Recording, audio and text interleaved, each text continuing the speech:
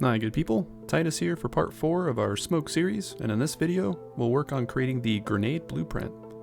This game object will contain all the code to spawn our audio and visual effects, as well as our collision checks, so we can link our character blueprint and post-process effects later on. Let's not waste any time, jump right into it. Alright, so last we got off, we finished up the visual effects for the Niagara system. So let's come back to our main content window, and in our blueprints folder, you can right click and create a new blueprint class. We'll do a type actor, call it BP underscore smoke grenade, and we can double click, and we're going to just create a simple static mesh. For this tutorial, I'm going to assume you don't have anything from the marketplace, and I'm also going to assume you didn't follow along the Blender mini-series. If you did, don't worry, I'll create a quick secondary blueprint just to show you what to do in those scenarios, because your static mesh setup is going to be a little bit different. But under the components tree, we'll just hit add, and you just do static mesh, and then I'm going to just rename it bomb, or you can call it whatever. Under the static mesh over here, there's some simple shapes. I'm just going to go with a cylinder. It'll kind of come in like that. Doesn't look very like a flashbang, so what we'll want to do is probably scale it, maybe 0.1, so it's a lot smaller. And then I'm going to hit the little lock to unlock it, and then I'm going to scale it maybe 0.4, nope, 0.3, maybe 0.2. Yeah, 0.2 might be alright. And in this one, I'm going to do 0.8. Actually, whoops, 0.08 and 0.08. Yeah, maybe something like that, not too crazy. And then for the material, we'll just use something bright. It's easy to see. There's some static stuff. I think I'll just use like an orange. Compile and save, and then what we can do is drag it out in our scene, hit play, and then we can come visually inspect it, make sure it looks okay. Looks like it does. And then the next thing we'll need to do is in the blueprint, we'll want to simulate physics. So you want to check that, hit compile, and now when you go in the scene and you hit play, you should notice it actually falls to the ground. So pretty straightforward there. So we'll delete that. I don't know why that's actually spawning there. That's interesting. I don't think there's anything in the scene. But all right. Now, if you did get a like a grenade from like the marketplace, or if you followed along with the Blender series where you actually modeled the grenade out, another way to do this, if we'll just do a quick blueprint actor, BP delete me, you can call it whatever you want. What you would do is you'd import your static mesh, which in this case would be, you know, if it's the marketplace, it's whatever static mesh model you have. It may be one component, maybe multiple. If it's multiple, you just select them all so they're highlighted, and you can hit add, and then you can do static mesh multiple assets, and it will actually build out the entirety of the object for you. Now, if you follow along the Blender series, you'll notice this one's low poly. You can see the kind of sharp edges there and whatnot. That's because we didn't create the material. So we have the texture maps created from our export on Marmoset. What you would do is you would create a new material instance, and I'm just going to follow along real quick. Open this up, control space, drag these out, and it's pretty straightforward. What you'll do is you put your albedo or your color map in the base color, your normal RGB channel into the normal, and from Marmoset we had a mixture map, which is there was a bunch of things in it. In our red channel we had the ambient occlusion, in the green channel we had the roughness, and in the blue channel we had the metallic. So then if you actually save this out, our Blender UV unwrap. You can kind of see it looks pretty good right there. So then you go back to your original model and you just simply select all the items. And unfortunately, I did not find a quick way to do this, but you highlight your material that you made, and then you, under the material slot, you just hit the arrow, it'll pop it in, and then you just repeat that step for all the static mesh components that you brought into your blueprint. So it takes a little bit, but you can see the object, even though it's low poly, the high poly information was baked onto the material map, so it's going to come over just on the texture map. So now the object looks a lot better compared to what it was. Unfortunately, because this is multiple assets, and maybe you're using something from the marketplace that has multiple assets as well, you're not going to be able to simulate physics on everything. And you also need to parent the objects, because if you don't, you're going to be applying a force to one of the objects and it's not going to look right. So part of the pieces are going to go one way and the other part's going to go another way. So what you'd have to do is you have to choose an object. It doesn't matter what, really. I'm just going to choose the centerpiece, just because it's easier. And you want to drag all the other components on top of it, so it will nest it or parent it to that one component. So now we collapse this, it's just this one piece, and all the other meshes are parented to it. So now you only have to go to the parent object and simulate physics. But real quick, let's actually throw this in the scene so I can show you what it looks like. And obviously that is a tad big, and that's because we did not scale the object. So I think we'll do 0.1 and compile. That looks a little bit better. Now when you hit play, this is going to float in midair because it's not simulating physics. And the nice thing about it too is if, because it's parented now, if I simulate physics on just the parent component, it'll fall and it'll act correctly. Versus if you, let me move it a little bit out of the way so we can see it, kind of like that. Versus if you were to go into the object, so like say you get something from the marketplace, or this is the one you made in Blender. If you simulate physics on everything, it's going to kind of crumble to pieces. Which I'll do that on a few components here just to see what it looks like. I'm not going to do everything. Compile, save, and you can kind of see it there. Kind of falls to pieces, right? So now if you model as one object, you won't obviously have to worry about that. But there's advantages to modeling as separate objects, and this might be the effect you're looking for. So it gives you that option because you can trigger that in code. So like when you explode the object, you can delete a few of them. But then you can like destroy a few of them, and then you can simulate physics on the others, so you kind of have like pieces lying around. So maybe that's just the effect you're going for. But yeah, so essentially if you're using something from the marketplace or Blender, just make sure you nest everything in one static mesh, and then on that parent mesh, whatever you do, you simulate physics on that one. And then when we do references in code where we're applying physics to the object, make sure you get references to that parent object. So don't do the sub objects, do the parent object basically. But, all right, moving back, we're going to delete that and go into our original blueprint. And we have it set up, so now we can actually do the code for it. We're only going to be working on begin play, so we can just drag off begin play and do a cast.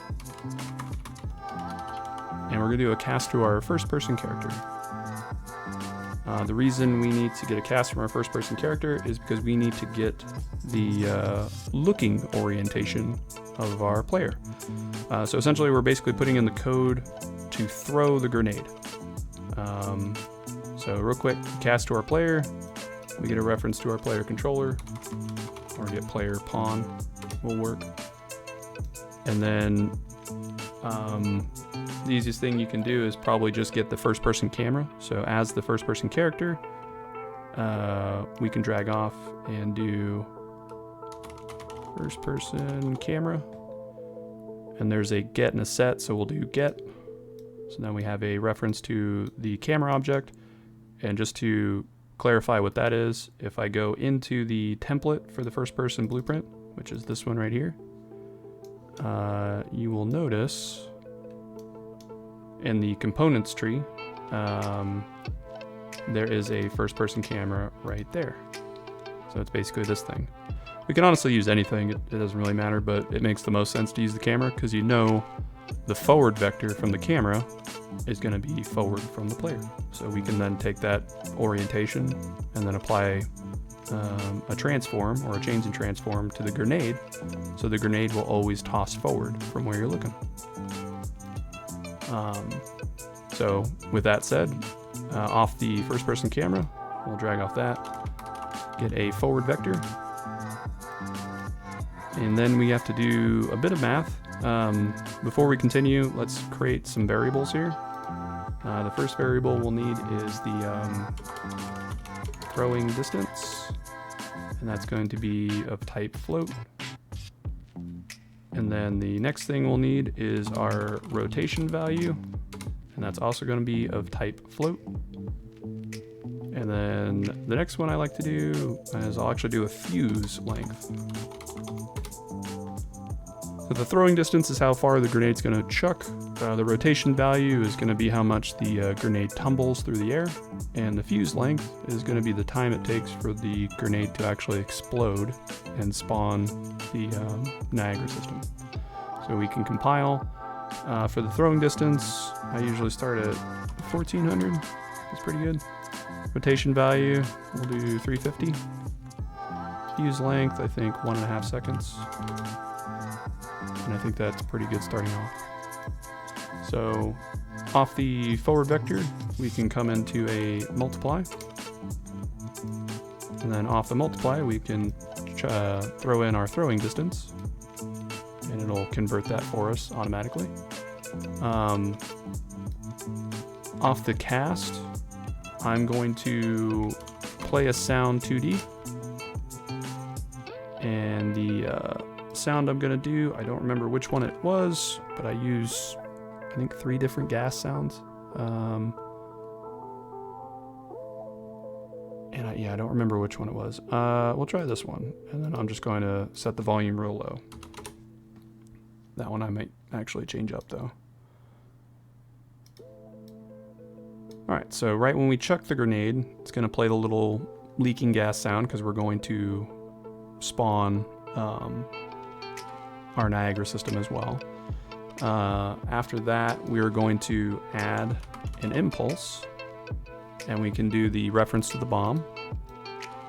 If for some reason you don't have the reference to the bomb, you can just grab your static mesh, drag that into the scene, and then use that as your target.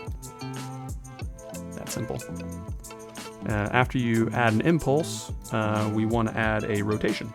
So add angular impulse in degrees, and then you're going to need the target, so you can plug in the bomb, or you can create a separate reference to the bomb. Doesn't matter. Make sure you check the box for velocity change in both of them. And now let's do the math. So this one would plug right into the impulse. For the rotation, we don't have anything to pull off of, so we can just do a random unit vector. And then we can come into a multiply node, throw in our rotation value here, and then drag this over into the impulse. And then from there we can come into a delay. This is going to be how long it takes for the bomb to explode, which we can plug in our fuse length. So that's 1.5 seconds. You can also put that in, manually, it doesn't matter. And then from there, I want to spawn a sound 2D because I need the ability to turn it on and off. I'm gonna play a few sounds actually. So this one, I'm going to do 0.1 as well, and then search for gas leak.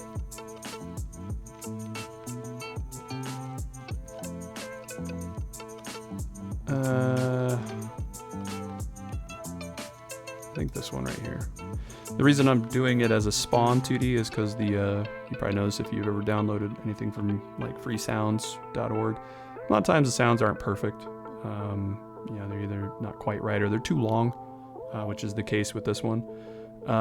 So the way I'm going to get around that is I'm going to promote this to a variable, and I'm going to call it gas leak sound or audio. Doesn't matter. Basically, this will give me the ability to turn this on and off through code, which is kind of handy. So once we start playing this sound, and there's going to be two sounds, right? So I'm going into one gas leak sound, which is the initial, you know, little tss, and then when it gets to the bomb and explodes, there's going to be a different whoosh of a different gas leak sound. So it's a little bit more organic. And then from there, I'm also going to spawn actor from class. And this one, we haven't had set up yet, so we'll come to that in a second. But then we also want to play sound 2D. And we're obviously playing a lot of sounds here. Whoops, explosion, I think is what it is. So on the starter pack, there's an explosion 1 and 2. I'm going to use number 2. And I'm going to set it to a real small 0.1, so it's more of a pop. And then I'm going to spawn an emitter, which is also part at the starter content. And I'll do at location. And the emitter I'm going to use is just the explosion. And then I can simply come off that and do spawn system at location. And the system, you probably already know, is going to be our NS underscore smoke system. This one right here that we created in the previous video. NS smoke system.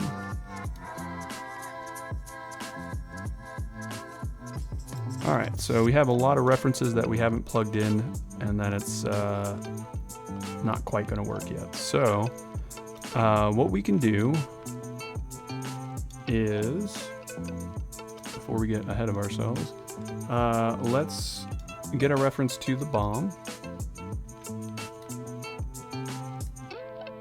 Oops. Drag off this and do get world location. And then from here, we can drag this into location. And we can drag this into location. And we can actually pull this back. We can right click on this, split the structure pin, and drag this into location. Because we don't really care about scale or rotation for any of these. I think we just need location, so. And then I'm just going to drag a pin there. And then drag a pin there.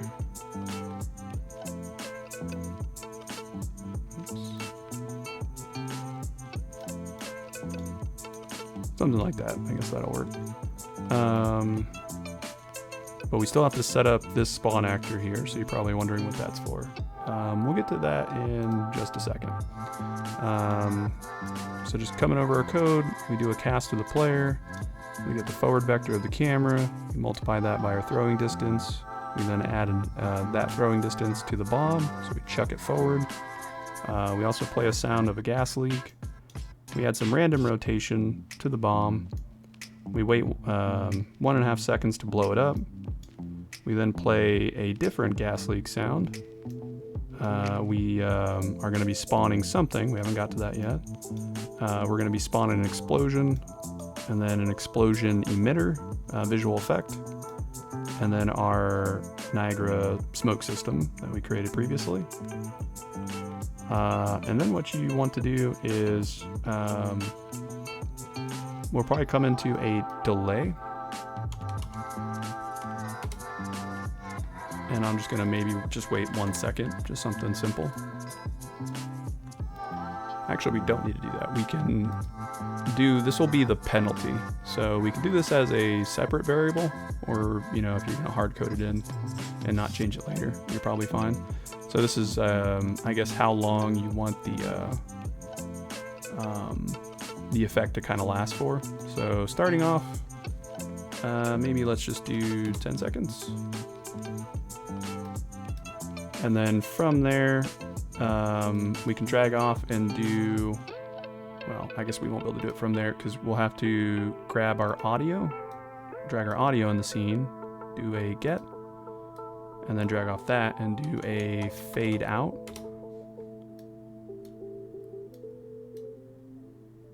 And then we could fade the audio out after maybe 1.5 seconds. And then we can destroy the actor. And that destroys the whole piece.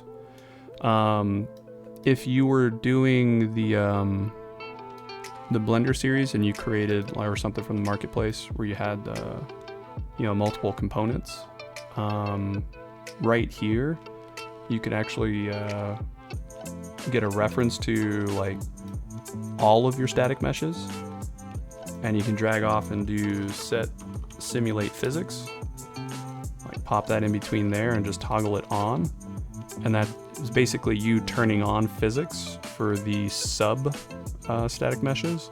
And what that would do is when the bomb explodes, it's going to blow the pieces, you know, all in all different directions, even though you're not really adding a force.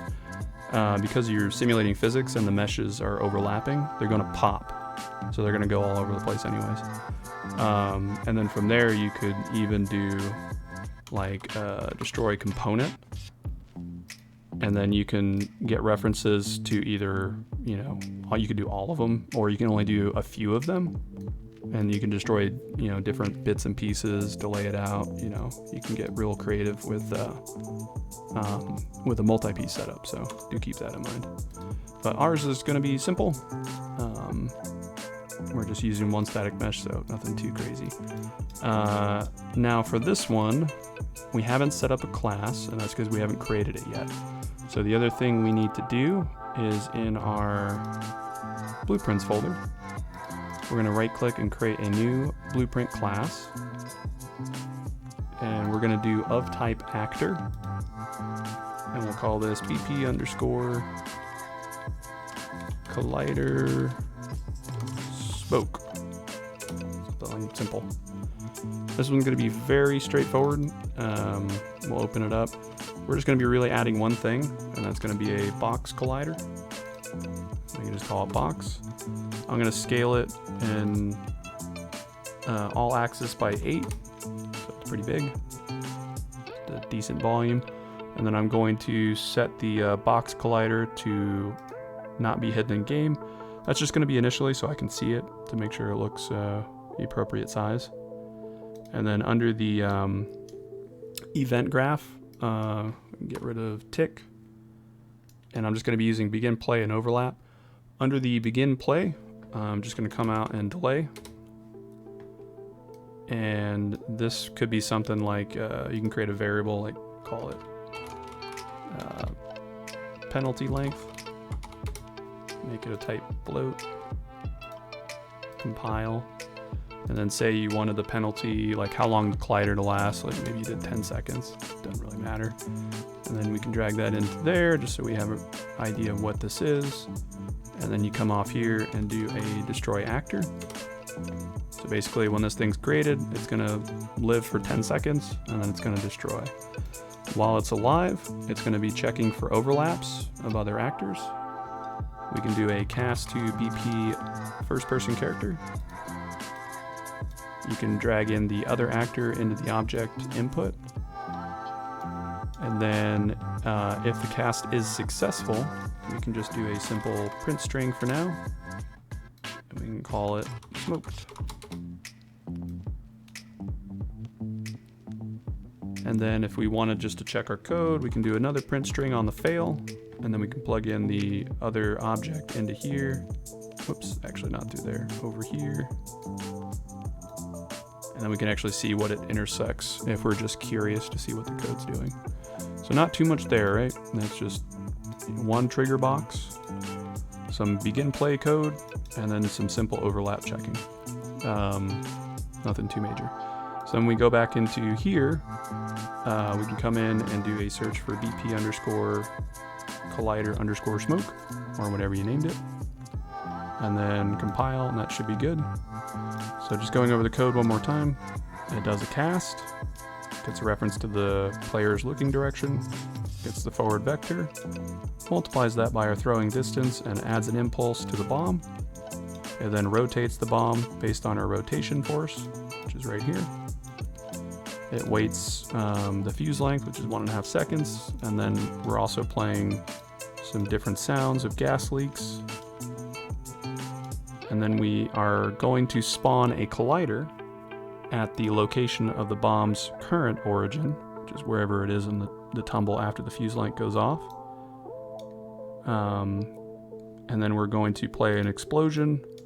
We're going to spawn some emitters for the explosion, and then we're going to spawn our smoke effect. We're going to wait 10 seconds. We're going to fade the audio out, and then we're going to destroy the actor.